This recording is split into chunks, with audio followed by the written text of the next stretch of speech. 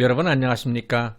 프랭크 남수에서 보내드리고 있는 시사 만평. 오늘은 중요한 건 부정선거야. 추자가 아니야. 부제로 꼬리가 개를 흔들다, 이러한 제목으로 준비했습니다.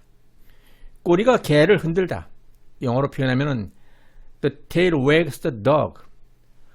우리말 사자성어로 본말 전도 또는 주객 전도라는 말이 있습니다.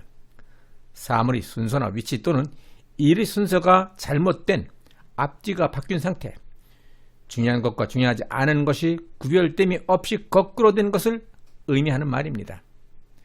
지금 대한민국 주요 언론들이 가장 중요하고 비중 있게 다뤄야 할 문제가 바로 새로 총선 부정선거 관련 이슈임에도 불구하고 추미애 아들 휴가 사건과 새로운 사건에만 치중한 반면 부정선거 관련 내용에서만큼은 눈을 감고 있는 것과 같은 이상한 현상이 반년 가까이나 계속되고 있습니다.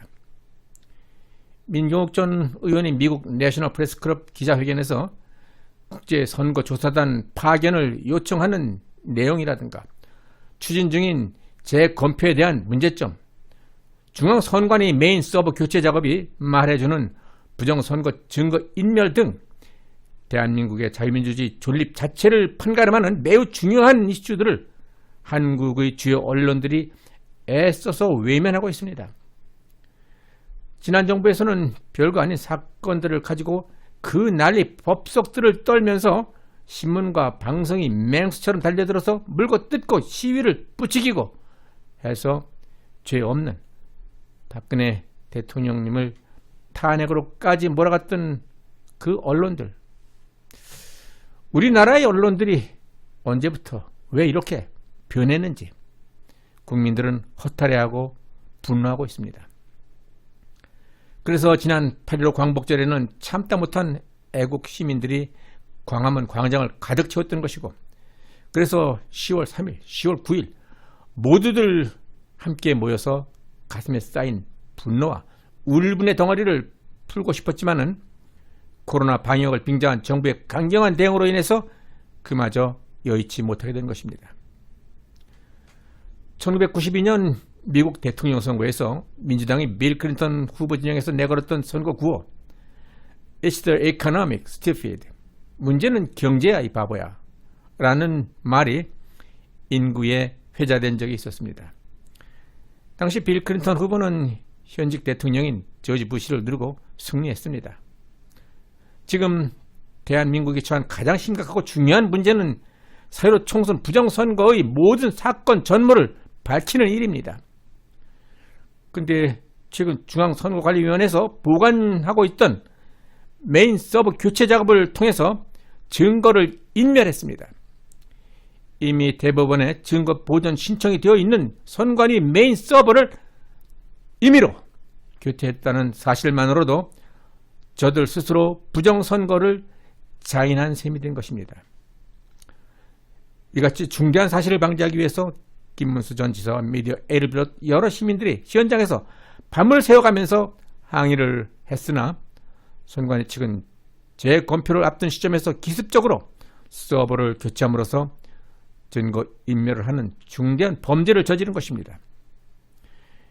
이러한 중요한 사실을 한국의 주요 신문과 방송에서는 전혀 언급조차 하지 않고 있으니 참으로 놀랍고도 신기한 일이 아닐 수 없습니다. 이같이 중대 사건을 한국의 주요 언론기관에서 다루지 않고 있는 사이에 매일같이 쏟아져 나오는 새로운 사건들에 의해서 부정선거 이슈는 차츰 덮여지고 멀어지고 잊혀지고 있는 그러한 것이 더 큰 문제인 것입니다. 추미애 아들 병영 이탈, 휴가 연장, 엄마 찬스, 이러한 문제들이 제대로 밝혀지지 못하고 몇 개월에 걸쳐서 시간을 끌고 갈 수 있는 이유는 본말이 전도되었기 때문입니다. 새로 총선 부정선거의 범죄 사실이 만천하에 드러나고 현재의 정권에서 부정선거에 개입한 모든 인사들이 법의 심판을 받게 될 경우에 현 정권에서 임명된 법무장관도 아무런 힘을 쓸 수 없는 입장이 될 것이고, 추미애 아들 사건 해결은 일사천리로 단시일 내에 해결이 가능한 문제일 뿐입니다. 추미애 아들 휴가 연장 사건을 빨리 해결하지 않고 지연시키면서 국민적 관심을 증폭시킴으로써 현 정부와 여권의 치명적인 약점, 부정선거 문제가 국민들 시야에서 멀어지게 하려는 그러한 음모가 숨어있는 것은 아닌가 하는 의구심을 갖게 하고 있습니다. 이것은 저들이 부정선거라는 절대절명의 위험한 본진을 방어하기 위한 1차, 2차 방어선에 쳐놓은 장애물은 아닌가 하는 그러한 의심스러운 생각마저 들게 합니다. 추미애의 공격적인 방어 전략, 표독스러운 눈빛, 소설을 쓰는 거냐는 거친 운동, 서울 동부지검 인사 이동을 통한 지원부대 배치 완료, 윤명 사건을 통한 추미애 전열 재정비. 그러나 이번 추미애마저 버티지 못할 만일의 사태를 대비해서 만들어진 새로운 방어 전략이 어쩌면 연평도 해수부 공모 사건은 아닐까 하는 추측이 나의 지나친 기우이기를 바랄 뿐입니다. 대한민국의 자유민주주의가 사라지고 사회주의 독재국가로 전락하는 현실을 외면하고 침묵하는 주류 언론에 대해서 묻고 싶습니다. 임기 종반으로 끝나가고 있는 문재인 정권을 그토록 겁내는 이유는 무엇입니까?